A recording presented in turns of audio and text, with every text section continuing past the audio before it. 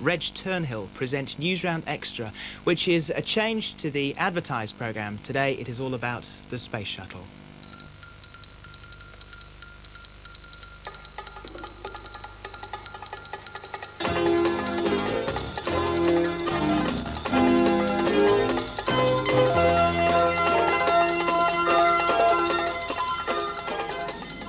This was the moment when triumph in space turned into awful tragedy. The death of Challenger and her brave crew stunned the world. What will this mean for the future of man's quest into space? Hello again. Tonight, as people throughout America attend special church services in memory of the 5 men and 2 women who lost their lives on board the Challenger, Newsround Extra will be reporting on how ordinary Americans feel now about manned space flights. We'll be getting the latest information about the search for clues about what went wrong and finding out how the tragedy will affect space exploration in the near future. In about an hour's time, President Reagan will join many thousands of people at Space Headquarters in Houston for a memorial service for the 7 astronauts. Also in Houston is BBC correspondent Bob Friend, and he'll be sending us a special report later on in the programme. And at Cape Canaveral, where Challenger set off, Tim Sebastian will be telling us the latest on the hunt for the wreckage. And American children living in Britain will be giving their reaction to the tragedy. It's always worked out okay, and now it just blew up, and it got me real scared, because what's going to happen in the future? I mean, are they going to stop now, or are they just going to carry on? And with me here in the studio is our space editor, Reg Turnhill. Reg.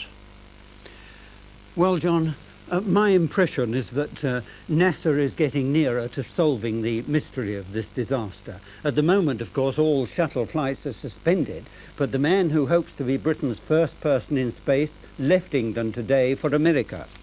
Squadron leader Nigel Wood, on the left, was accompanied by his backup astronaut, Lieutenant Colonel Richard Ferrimond. Squadron leader Wood was due to fly in a shuttle next June, but that now looks unlikely. However, the 2 Britons will start their rigorous training schedule as planned before next Tuesday's tragedy. Well, tomorrow, Squadron leader Wood will be arriving in Houston for his training. Today, though, the city is in mourning. From Houston, Bob Friend reports on the mood of the people as they wait for the memorial service for Challenger's crew. Within the hour, Mr. Reagan and his wife Nancy will be arriving here in the astronaut city, a city which has been overcome with grief since the shuttle exploded in the sky above Florida. First of all, they'll talk to the relatives of those who perished in America's worst ever space accident. It's an especially difficult time for families, of course. Some are probably wondering whether the sacrifice was justified. But the people of Houston, where astronauts come to train, are sure themselves that the space program should continue, despite this latest setback. I'm sure there's questions in the minds of those people who are heading up the industry, but I think they feel that they will regroup and go on. The city itself is in mourning. Cars keep their headlights on as a mark of respect. Restaurants and businesses have put up notices all over town in a tribute to the dead astronauts. But although doubts have been cast over the future of the space program, training is still going on. This is a Saturn V rocket, a symbol of America's desire to conquer space. That's an ambition, of course, which has been fostered by Mr. Reagan. And when he arrives here in Astronaut City, despite the obvious grief, he's likely to encourage astronauts and others to continue their bid to cross new frontiers. For Newsround Extra, this is Bob Friend in Houston. And there'll be a report from the memorial service for the astronauts on the 6 o'clock news. Well, possibly more than any other space shuttle mission, this one had caught the imagination of the children of America. That's because for the first time ever, an ordinary person was going into space. Schoolteacher Krista McAuliffe. She was going to give lessons from the shuttle about life in space. Well, school children all over America are mourning her and the other astronauts today. The tragedy has also shocked American children here in Britain, and Roger Finn has been talking to some of them. At the Hampstead International School in London, half the students are American, and many had been upset. What was your reaction to the space shuttle blowing up? Well, it was very terrifying. I just jumped really in shock. Well, I was really shocked because, I mean, nothing like that ever happened before. Horrified. I don't know how to explain it. Well, I just gotten home from school and I sat down to watch TV. And the news came on and it said the space shuttle had blown up. And I was just completely shocked. I just stared at the television. And I just couldn't believe it, what was going on. And because I've been watching it ever since, I don't know, a long time ago. And it's always worked out okay. And now it just blew up. And it got me real scared because I mean, what's going to happen in the future? I mean, are they going to stop now or are they just going to carry on? Do you think they should stop? No, I think they should just find out what went wrong, then just go ahead and try and solve the problem and then go ahead. You don't think it's not just too dangerous to keep going on? It is too dangerous, but some people sometimes you can have to risk your life just to find out some answers or something like that. What about you? What do you think about the future of space travel? I think they should go right along on with what they're doing. I think they should build another space craft and try again. It should continue, but they should have them without the people in them. They should make them that they go up by themselves without human beings in them, because it's very risky for their life. I think that NASA can learn from their mistakes. Like if they find out what happened, maybe they can perfect it next time. You don't think that perhaps the space program should come to an end, that perhaps it's all too much of a waste of money? No, because for the information that's up there, I think it's worth any amount of money to find it out. The views of some American children here in Britain. And in order to be able to carry out more space missions, scientists first have to find out everything they can about what happened to Challenger. Tim Sebastian's at Cape Canaveral, and he has sent us this report. Just 3 days have passed since the space shuttle Challenger exploded 10 miles from here at Cape Canaveral out over the Atlantic.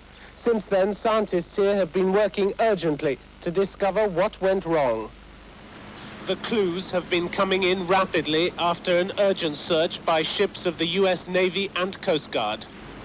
Last night, they brought back sections of the side of the spacecraft, just a few of the 6 million separate parts that went into Challenger. Now the scientists have to put their findings together much like a jigsaw puzzle, with information from computers, plus the evidence recovered from the sea. That will all take time. I feel at this particular time we are putting together pieces of information that will provide for us the answers.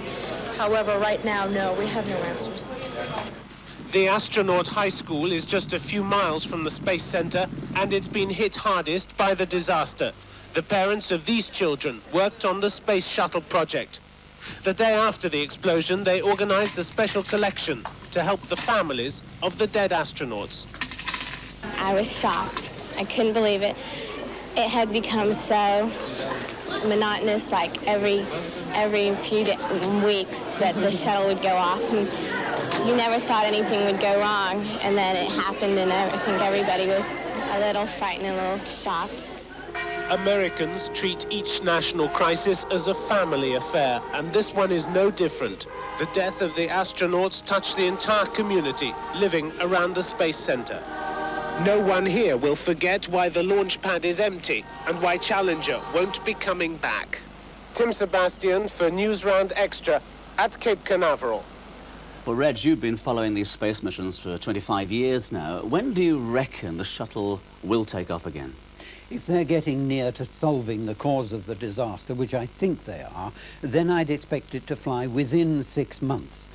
But it'll have to start again, I think, with a test flight, really beginning all over again. And I'd expect the chief astronaut, John Young, and his number 2, Bob Crippen, who did the very first test flight, to do this next flight too. So they'll be taking the risks, will they? I would think so, perhaps with one other test pilot on board. Now, it's not the first tragedy, is it, that's befallen NASA. Almost exactly 19 years ago, Apollo 1 ended in tragedy. That's right. That was a ground fire, of course, when the Apollo capsule, which was filled with pure oxygen, caught fire because of a spark inside. And there was this dreadful fire inside, and 3 astronauts were burnt to death on the ground. Well, what did the space scientists learn from that tragedy?